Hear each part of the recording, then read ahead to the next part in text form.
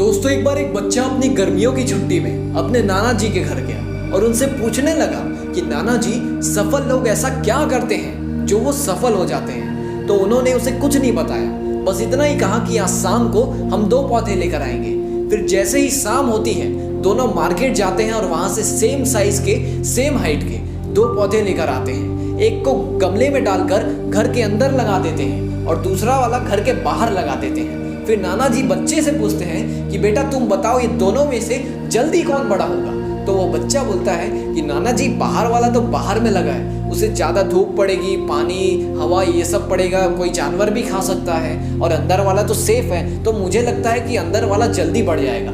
तो दोस्तों नाना जी उस बच्चे की तरफ देखकर हल्का मुस्कुराते हैं और फिर वहाँ से चले जाते हैं। फिर कुछ दिन बाद वो बच्चा भी अपने घर चला जाता है।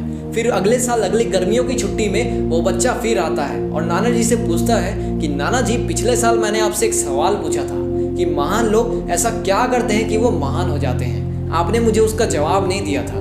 तो नाना जी ने उसे कहा कि जाकर एक बार वो दोनों पौधे देख कर आओ जो हमने लगाए थे। वो बच्चा जाता है, अंदर वाला पौधा देखता है और देखता है कि वो बड़ा हो गया, वो पौधा बड़ा हो गया तो वो खुश हो जाता है और नाना जी से कहता है देखा नाना जी मैंने आपसे कहा था। फिर नाना जी उसे कहते हैं कि एक बार जाकर बाहर देख कर आओ। फिर वो बच्चा बाहर जाता है और देखता है कि वो पौधा पेड़ बन चुका होता है। फिर वो नाना जी से पूछता है कि नाना जी ऐसा चमत्कार कैसे हो गया। तो नाना जी ने बताया कि बाहर वाले पौधे ने हर चुनौती को स्वीकारा, हर चुनौती का डट कर सामना किया।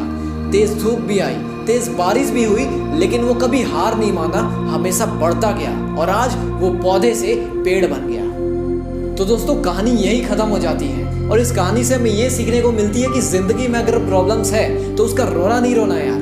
प्रॉब्लम्स आ रही है तो उसका डट कर सामना करो, उससे आगे निकलो। और दूसरी बात कि जब तक जिंदगी में प्रॉब्लम्स आएगी, चैलेंजेस आएंगे, तभी तक हम जिंदगी में कामयाब होंगे, कुछ कमाल कर पाएंगे यार। तो दोस्तों अगर ये स्टोरी आपको अच्छी लगी हो तो इसे लाइक कर दीजिए और ज़्यादा से ज़्यादा शेयर कर दीजिए।